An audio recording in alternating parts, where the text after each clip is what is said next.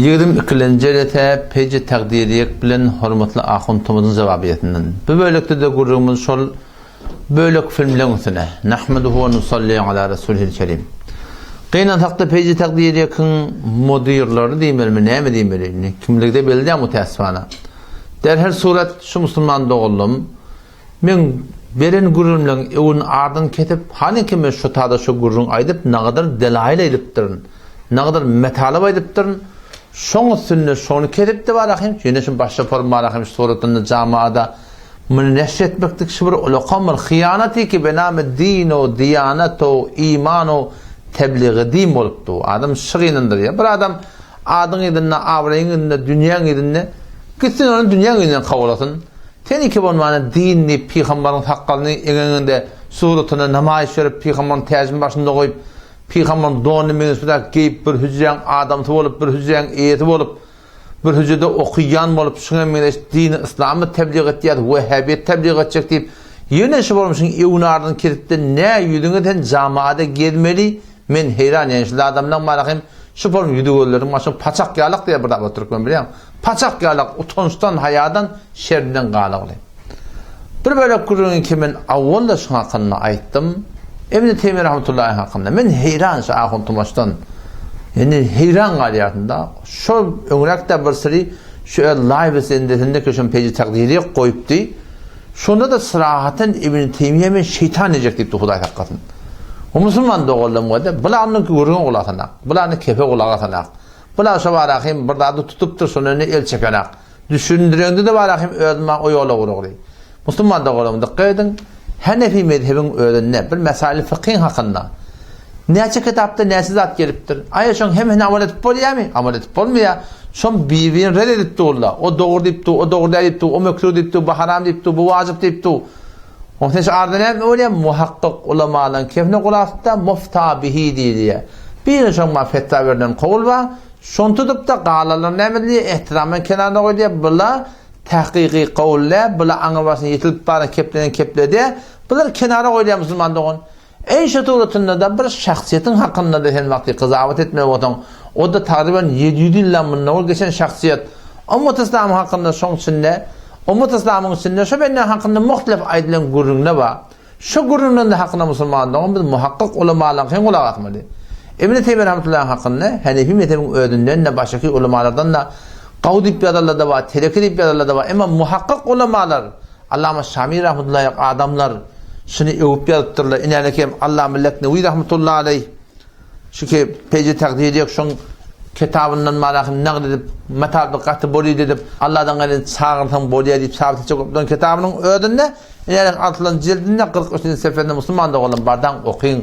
Özüňiz günahkar etmeýin, mowlalarymyza günahkarçylyk öwretmeýin. Mowlalarymyza tahqiqi kepleri öwredip de başdaki adamlar var günahkarça soğuk görmeklik bir hem bu dünyada hem o dünyada başa musibet getirecekler. 43. sefetinde inelekem atlan cildinde mecmu resal Allama Leknewi rahmetullahi aleyh sırahatın ştada Allama Leknewi rahmetullahi aýdypdyr ki şeýle Ibn Teymiyye hakkında ikruh adamlar bolugly. Nagadarlar beter öýärler. O nagadarlar da barahym nazurşun yamalýarlar diýipdir. Haniki ortam ýana näme diýipdir? Men diýipdir huwa adimun nadir bahrul ulum Şeyhül İslam diýipdir. Şifon öwüpdir şu. Şu bir beşeri köşe diýär. Bir beşer de peygamber de ya ferişte de Ibn Teymiyye rahmetullahi aleyh. Onda da günah ýok derdir diýär. Onda da günah ýok diýip aýdyp bolmar diýär. Ýalňyş ýok diýip aýdyp bolmar diýär. O da bir insan ýa dogry diýme bolar, egirtini egir diýme bolar diýip musulman dogma şu şifon açyklapdyr. O wagtda biziň şifon muhakkik ulamalarymyz şahsiýeti hakynda gelip şey diýip aýdamasa, başjaki gaýr muhakkik gowlar bar ahim. Bir anlatma başında yetilip bir aydınlık keple var, diýilmedik zatlar var. Şolar näme bolar musulmanlaryň kenara goýma bolar. Tarapynda bir sadece musulman at diýen, kafir diýen, hem barat diýen tarap bar, hoşlaýan aýtýanyň bolsa bolly, bolmasa tarap kafir etýär musulman dogun. Bular anda bir alim adam, bir şifon öwlen adam, şifon hudaýlykly adam diýip aýdylýar. Hatda öwliýa ummet diýip Molla Hayr rahmetullahi aleyh. O sen şifon adamy gelip dil ýetirmekden musulman dogun bütün imanyny nikahyn hataraklaýandat. Hormatly Akhundymyz we başga musulman dogullum, haýşym şizden lagal öz günahkarçylygy özüňizde bolsun. Eger günah etmeli bolsa Hudaýdan haýygaty günah etmeliň insan mubtala bolýandy. Lagal onu musulman dogun biz formaly bolar bolmaz. gurrunla bilen başka adamları bolar bolmadı gurrunla bilen Müslümanlığın biz bunu günahkarçıya okumasılmalı gerek. Şu tarzdan men bunun hakkında başka gurrun olacak oturmak Hanefi mezhebi muhakkak ulamaları şunun hakkında şu gurrun aydıptırlar. Başka kitapları ve ihtiram bilen kenara koymaklık gerek. Yeni bir gurrunun ki peji Taghdier kim modiyurları o şformanam şun iyileşperen adamlar şuna bir kep mi kadip men bir böyle gurrun onu ardan kerip de şonu millete baran başımın düşündürmektigi men bir gurrumda şey diye aytdım o da dikkatden şu gurruna yani alekem Musa Ruhani Al-Bazi rahmetullahi aleyh yani tevhid dünyadan gitti şahsi sahibi keramet ki ölünden doğran kabrından hoşboyu çıktı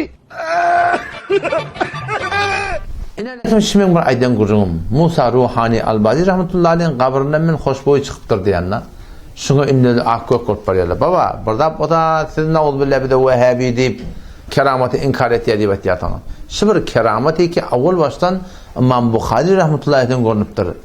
İmam Bukhari rahmetullahi aleyh şu muhaddisi kebir, şu olukhan alim Rabbani şu vakta takriben 200. yılın içinde ölen adam, 300. yıl ölen adam şu vakta şun kabrının hoşboyu çıkıptır. Siz gelip şu keramet bulutlarını inkar etmektiniz, maskar etmektiniz, sizin imanın nikahını Müslüman da olalım ne derece eltiye. O fakat İmam Bukhari'nin hakkında bolan gurrun dedi. Baştaki varahim ne kadar ulamalar var Şeyh Musa Ruhani Al-Bazi diye. Başta tarban 20 tane ulamalar ki elhamdülillah ol minne bir şoran şagirtler olup biyat. Şonu adamdan kabrlarından hoşboyu çıkıp da varahim. Şu bir köre belli olur Müslümanlığın. Bir keramet ki Huda tebarek ve teala şunu ölülerinden sonra şoran vücudundan maran kökettir millete. Şunu inni gelip maskar etmektik. Şu form bir dini de maskar etmektik. Şu form bir etikadi de maskar etmektik ki vağaşı bolyan da attıyım. Müslümanlığın bizim imanımızın nikahımızı nire oklaması Müslümanlığın. Omşatayda Müslümanlığın olamadı. Her kimi ki bir kep aytiye. O kep aydıp da sonra edip haybent boliye. O şunun difa ettiye. Şu aydiliyen gururunun liyagatı ve inişmektir. Hormatlı Ahun Tumoş'tur. Medrese Hanefiye gümbedim marahim. Ustadları getirip peji Taghdier eken adamlara yok tatır aydıptırlar değil mi? Kabul etimat mi ha? Böyle etimat ettiğin adamlar var. Öyle şeytanlardan paybent mi? Kıyınasında paybent de Bukharan yolları tamit imerlemiştikler. Taymon tutmorlamıştıklar. Bukharan ulamalar deyip Mevlud Khan'ı reddediptirler ki şun kun hormatlı Celal Kari gelip son gurrun vermeyene geliyor. Bukharan ulamalar dinalar yüdügeler örtülmüştükler ki kıyınan haktaşılan medreseleri dinadan yüdünge açık geten ayıbı yok deyip aytiyarlar. Bukharan ulamalar şu varmıştıklar Müslümanlığın. Ne yani şaharet yardım pedagogda aydilyan adamlar tanıyan adamlar etimat etmeli mi? Hasan etimat edip bular adama aytyan kefini öğri amil olsun öğretyen kefini öğri amil etiyamadı Müslümanlığın. Üstten üzerine bir kefiyden aydıp durun ortağa gelip durun bu Vehhabi falan deyip yardım teninki gelip ortağa gelip de öğre aytyan kefinden defa etmekte başarmayardın. Yeni teşvik kefin yarım ile erişi yokla Müslümanlığın. Adam bir kep aydar bir tarih iraya verir, bir cedid bir adamda düdüğünme düder, şu hak deyip aydar, şu doğru deyip aydar, erteki günde var şöyle defa etmek olanına, muhalifinin muvafıkın arasında, şu ortaya çıkıp da ödün sabit edilmeyen adam, Müslüman doğan, bu adamı güne vakar diye etmedi. Nidek bakıp duranı bildi, aydıp duran haydi, kaydıp duran haydi. Aydıp duran haydi, kaydıp duran haydi. Aydanı sor, iyide kaydıp duranı sor, oturup da var hem sabit etmeli. O da şu tayda Müslüman doğalım, havardağ ol öyle, Hanefi mezhebinin pokta ulamadır mantıqda yok değil. Başardığının aytiyarlar hem azel, elhamdülillah vel minne. Şoran ağının kodayaptı, evet mezhebinde inşallah da paybent bulaydı. İnşallah şunun bereketine hem dünyamız hem ahirete abad bular. Vesselamu aleykum ve rahmetullahi ve berekatuhu.